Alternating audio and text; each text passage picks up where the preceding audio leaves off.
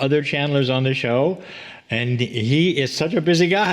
He really Wow. is. It's so wonderful that we have more and more channelers on the planet helping everyone through the shift. I know. And he has so many courses. There's just so much to see there. And to think that he's only actually been doing it since 2010.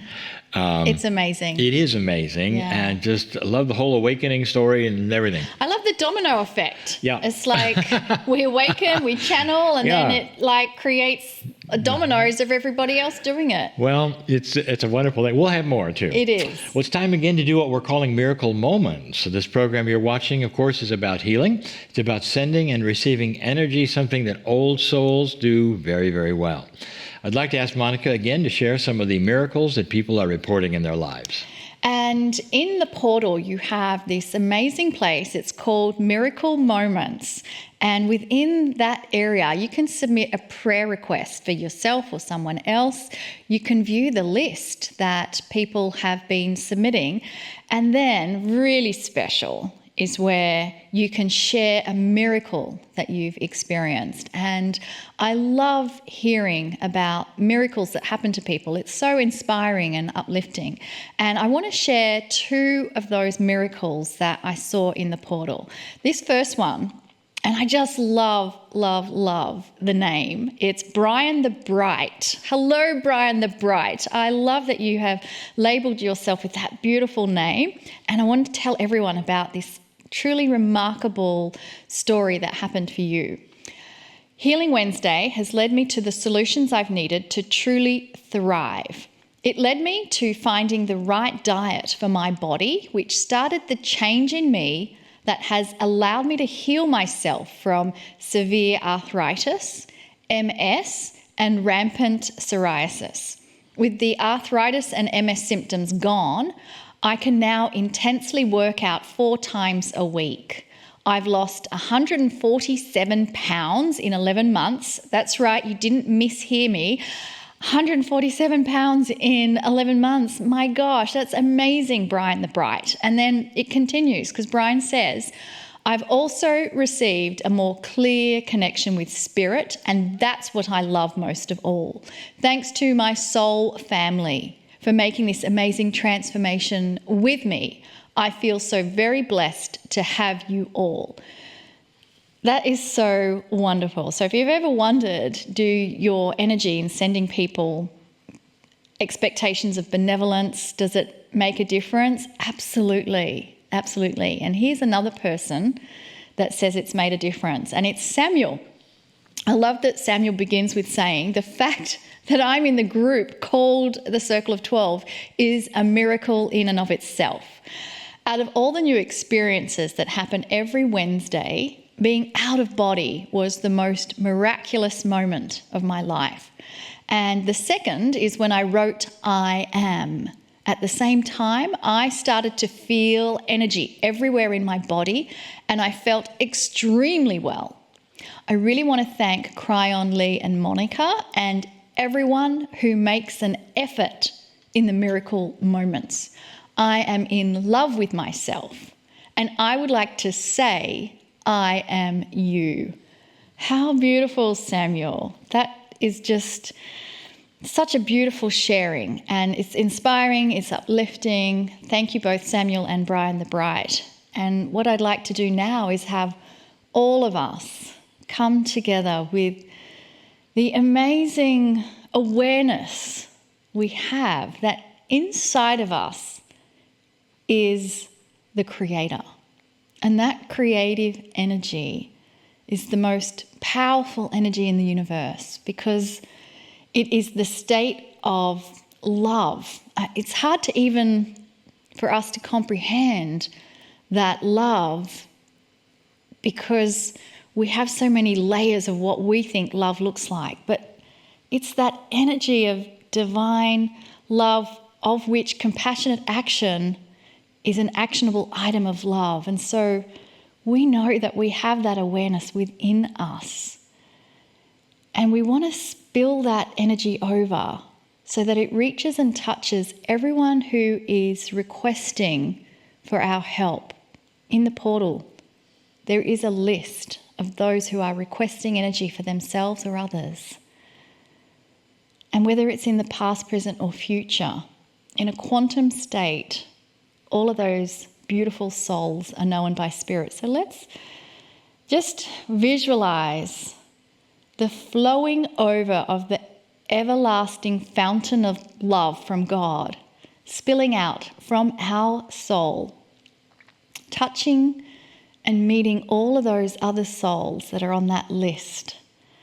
And so all they have to do is then bathe in the everlasting flow of love that is being spilled out by us, coming together with this focused intent of allowing the fountain of pure love, God energy, reaching everyone who is requesting a miracle moment. And there's nothing to do, it's just allowing that to flow through you, reach others, wash over them, let them bathe in that energy. And at the same time, because all of our souls are intermingled within a soup of souls, that same energy is now spilling and flowing over to every other soul on the planet. They too are included. And in this love wash that flows over and bathes over every human on the planet, you too are included. And so let us now amplify the sending and receiving of this love wash energy, that it spills over to all those who are on the planet in these most amazing times. And so with that love wash, bathing energy, we're now ready to receive the beautiful messages from Kryon. Greetings, dear ones. I am Kryon. Come a little closer. Could it be that this experience is more than something that's casual? There are some who believe the Circle of 12 is a time of meditation, of solace, of peacefulness, a respite, perhaps, from the week that is busy. And then there are those who see perhaps a greater truth, that there is not just teaching here, but an experience that is multidimensional, that is beyond that which is something from your own reality. There are those who would say perhaps it's even greater than that. Perhaps the Circle of 12 experience is what I told you it was when we began. It's a new tool for the human on the planet who is esoterically minded, a light worker, one who starts to see in themselves more than they were taught they could be. What if the entire experience that is called the Circle of 12 is an exercise of a new tool of multidimensionality that will lead the way to all humanity someday understanding who they are? So let me explain one more time, as we did when we began. Dear human being, dear old soul, dear member of the shift on this planet, what you're going through is remarkable. It is a soul change. It is a relationship change. Should you choose to see it that way, when you come to the planet, what looks like reality, what you're told is reality, is limited. It's a limited story that you're given about who you are and what you might be able to do. The greatest limit in the story that you're told is that God is on high and you are on low. And that is the story that almost all humanity is still told from birth. The truth is that you are part of that creative source. God is inside you. And that together you have a partnership which is divine. You have free choice as a human being walking this planet. But part of the choice is to see a greater you. Could it be? What if the soul was attainable for you now, to see yourself? Almost all humanity understands that there is an afterlife. Almost all humanity believes there's a soul. But very few believe that you could touch it now, or you could work with it now, or that the sacredness of what you are on the other side of the veil could be touched now. And that's the difference. We talk about a bridge that represents a metaphor of going to that sacred place that is you. Can you imagine being within your own soul while you're here on the planet? And that is the point. It's time for the shift to show you this is doable, it's possible, it's on time, it's realizable, and you can do it. And you can do it with me. For some, it's an exercise in meditation. For some, it's an exercise in reality shift. And that'll be up to you. I want you to come across this bridge with me one more time, just one more time. And do it again next week, just one more time. The more you do it, the more you realize there might be something here, something bigger than you thought. The bridge is a visualization. It's a big one or a small one, whatever you choose. That the bridge takes you to a multidimensional place. The bridge takes you to that which is the safe place, your own soul. Can you do this while you're here? Are you allowed to? And the answer is yes. Yes, you were always allowed to. It's your own soul. Come with me right now. Take my hand. Let's go. Cross the bridge through the mist, and you come to that which is a place, again, if you wish to call it that, for there really is no place. That is a three-dimensional word, concept, construct, paradigm.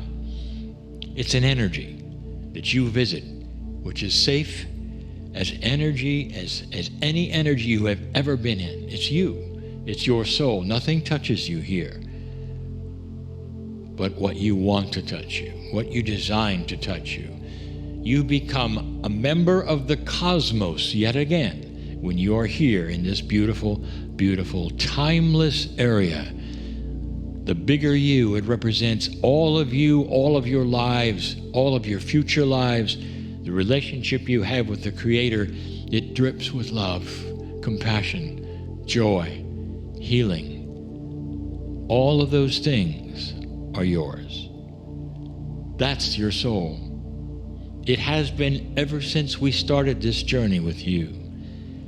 This time you come with me through a door into a very large area. It's the same area as it was last week, and it will be next week and the week after that.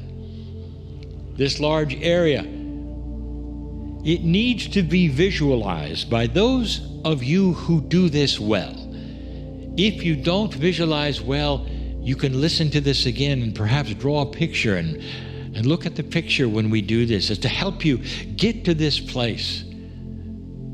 A train station, if you wish, a large one, if you wish.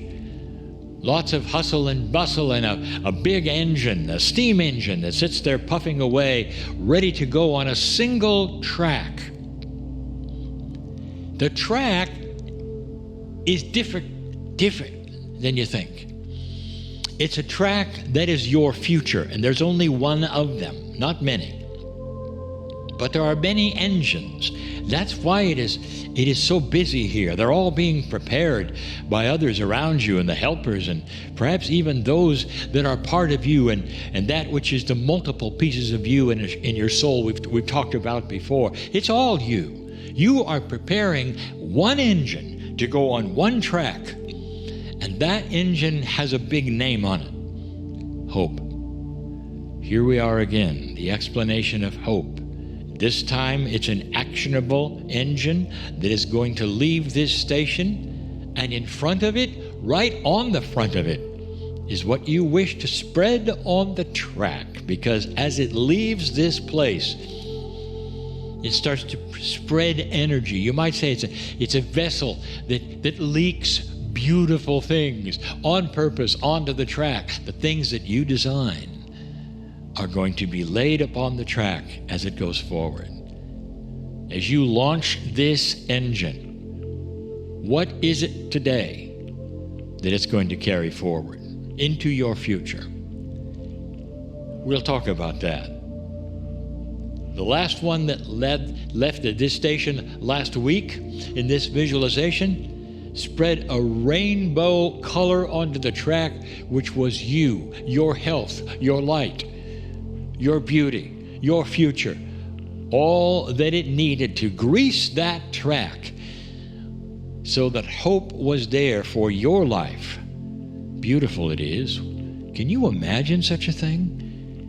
When you can preload energies and send it out into the future, wherever you walk, you find the benevolence that you spread in advance. What a concept. There are some who would doubt it. Well, no one knows the future, Kryon. You can't do that. We didn't tell you we are sending it into a future that was known. We told you we're sending it into a future.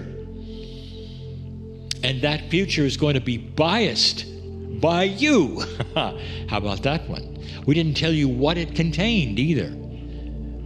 Most benevolent outcome is what it contains, because that's what you're sending it. That's what you sent it last week. And this week, the track is going to be filled with light for humanity. One purpose: the end of war. Not just the end of this war, the one that rages right now.